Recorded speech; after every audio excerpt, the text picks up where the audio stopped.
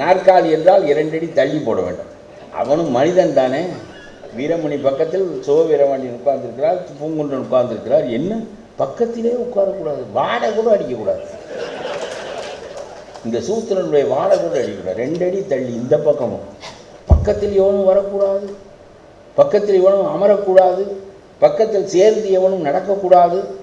பேசுகிற போது பார்த்தீர்களேனால் நம்முடைய நிதியமைச்சர் அம்மா அம்மா 110 ஒரு ஆகாத அறிவிப்பை செய்து விட்டு உட்கார்ந்தால் இதை எந்திரிச்சு ஒரு தரம் அம்மா நல்லா பேசுறீங்க. உடனே அந்த அம்மா இவர் இப்போ பேசினோடனே இவரை பார்க்கணும், இன்னும் எந்திரிக்கலையே என்ன. இந்த மாதிரியே ஒரு ஆட்சி நடக்குது. யார் மேசையை தட்டுறதை தவிர எம்எல்ஏக்களுக்கு ஒரு வேலையும் கிடையாது, ஒரு வேலையும் கிடையாது. கரெக்டாக அந்த அம்மா கேப் கொடுக்கும், அதில் தட்டணும். புரியாமல் நடுவில் கட்டினா திரும்பி பார்க்கும், அதெல்லாம் செய்யக்கூடாது. என் பக்கத்தில் ஒரு எம்எல்ஏ அவர் உட்கார்ந்து நல்லா தூங்கிக்கிட்டு இருந்தார். இந்த அம்மா பேசிக்கினே இருந்தாங்க. இவர் திடீர்னு சத்தம் எல்லாரும் தட்டினாங்க. பெஞ்சை பார்த்துட்டு அப்படி உறக்கத்திலேருந்து முழிச்சு இவர் தட்ட ஆரம்பித்தார். எல்லாரும் தட்டி முடிச்சுட்டாங்க, இவர் மட்டும் தட்டிக்கினே இருந்தார். உடனே அந்த உறக்கத்தில் கலக்கத்தில் உடனே அந்த அம்மா திரும்பி பார்க்குது. எவன் புரியாமல் நேரம் கட்ட நேரத்தில் தட்டுறேன் அப்படி திரும்பி பார்த்தோன்னே இவர் சொன்னார், ஏயா என்னை கவுத்துட்டு, ஐயா என்னை எழுப்பியிருக்கக்கூடாதா, அதை எல்லாம் தட்டி முடிச்சுட்டாங்கன்னு என் கையை பிடிக்கக்கூடாதா, இந்த மாதிரி என்னை கவுத்துட்டியேன்னு.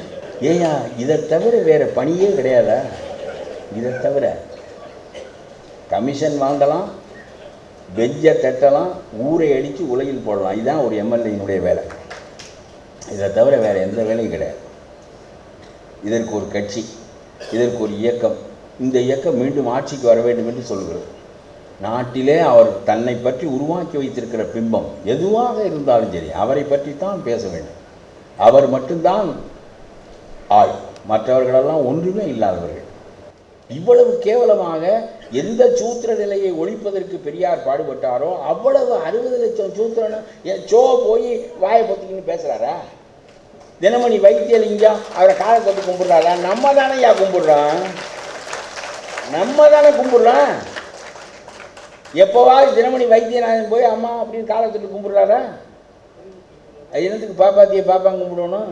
நம்மளுக்கு தானே அடிமை புத்தி. நம்ம தானே போய் காலை தொட்டு கும்பிட்டு அம்மா அம்மா அம்மா என்ன என்ன அம்மா. அதிகாரத்தை கையில் வைத்திருக்கிற காரணத்தினால் அம்மா. மனித ஆசைகளின் மீது தேரோட்ட தெரிந்தவர் ஜெயலலிதா. அது ஒன்றுதான் அவருடைய வெற்றி. மனித ஆசைகளை எப்படி வகைப்படுத்தி அதன் மீது ஆட்சி செலுத்துவது என்பது அவருக்கு தெரியும். இதுவரையிலும் தமிழ்நாட்டில் ஆட்சி முறைகளில் இந்தியாவிலே இல்லாத ஒரு முறையை ஜெயலலிதா கண்டுபிடித்தார். ஆகவே அவனவன் ஆசை, ஒருவனை பதவியில் வைப்பது, பிறகு அவனை எடுத்து விடுவது, பிறகு மீண்டும் ஒரு அவனையே உட்கார் வைப்பது. அப்படியானால் அவன் என்ன நினைப்பான், என்றைக்கும் எதிர்க்க மாட்டான். ஒருத்தனை எடுத்து வெளியே தூக்கி விட்டால் எவனாக இருந்தால் நாயை கூட காலால் உதைந்தால் அப்படிங்கும். ஆனால் அவன் ஏன் அதையும் கூட செய்தது இல்லைன்னா, நாயோட ஏன் அவன் கேவலமாக அப்படி பேசாமல் வாழ ஆட்டுறான்னா அடுத்த தடவை மறுபடியும் உட்கார வைப்பார்கள் என்கின்ற நம்பிக்கையை அந்த அம்மாவுக்கு ஏற்படுத்துவார்கள். ஒரு 13 மந்திரி 2 தடவை வந்துவிட்டு உள்ளே வந்தவன், வெளியே போய்விட்டு உள்ளே வந்தவன். ஒரு தடவை வெளியே போயிட்டு வந்தவன் 17 பேர். ஒரு 6-7 மந்திரிகளை தவிர மிச்சம் எல்லாரும் வெளியே போவது உள்ளே வருவதுமாக இருக்கிறவர்கள் தான். மன்னிப்பு கடுதாசி எழுதி கொடுப்பது, வாசலிலே வந்து நிற்பது, வீட்டிலே இல்லை, தெருவில் போய் வணங்கி கொண்டு நிற்பார். தெருவில் அந்த அம்மா போகிற போது என்றைக்காவது ஒரு நாளைக்கு யாரையாவது கூப்பிட்டு என்ன அப்படின்னு கேட்டால் உடனே ஏதோ கடவுளே இறங்கி வந்து நம்மளை கேட்கிறதாக அவன் பாவித்துக் கொள்வான். கேவலமான முறை. அவர் மீது எத்தனை வழக்குகள் நான் கேட்கிறேன். இப்பொழுது மேலூரிலே பிஆர்பி விடுதலை பெற்று விட்டாரே என்று சொல்கிறார்கள். எப்படி பிஆர்பி விடுதலை பெற்றார் என்று காலையில் என்னுடைய நண்பர் கேட்டார். அதெல்லாம் ஜெயலலிதா எப்படி பெற்றாரோ அப்படித்தான் அவரும் பெற்றார். அவர் எப்படி பெற்றார்? அவர் ஒரு வழிகாட்டி இருக்கிறார், அதன்படி இவரும் பெற்றார். ஆகவே இனிமேல் வழக்கு தொடுக்கிறவனெல்லாம் சிறைக்கு போவான், குற்றம் சாட்டுகிறவனெல்லாம் சிறைக்கு போவான். எந்த வழக்கு, எந்த நீதிமன்றம், எந்த நீதிபதி, எந்த சட்டம், எந்த குற்றவியல் சட்டம் எதுவுமே ஒருவரை எதுவும் செய்ய முடியாது என்றால் ஏதோ ஒரு பெரிய இயற்கை தான் இந்த ஹிட்லரை அழித்தது போல.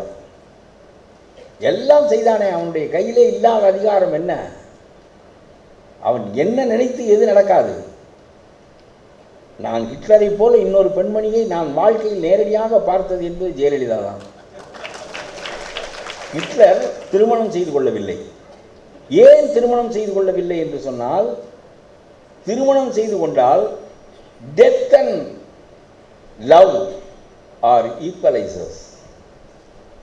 சாவு என்பது சமப்படுத்திவிடும். உயர்ந்தவன் தாழ்ந்தவன், உயர் ஜாதிக்காரன் தாழ் ஜாதிக்காரன், மன்னன் குடிமகன் என்று யாராக இருந்தாலும் சரி, சுடுகாட்டில் எல்லாரும் சமப்படுத்தப்பட்டு விடுவார்கள். செத்துப்போன நாயும் செத்துப்போன மனிதனும் சுடுகாட்டில் ஒரு தன்மையானவர்கள் தான். Death is an equaliser. அதுபோல காதல், அதுபோலத்தான் ஜெயலலிதா.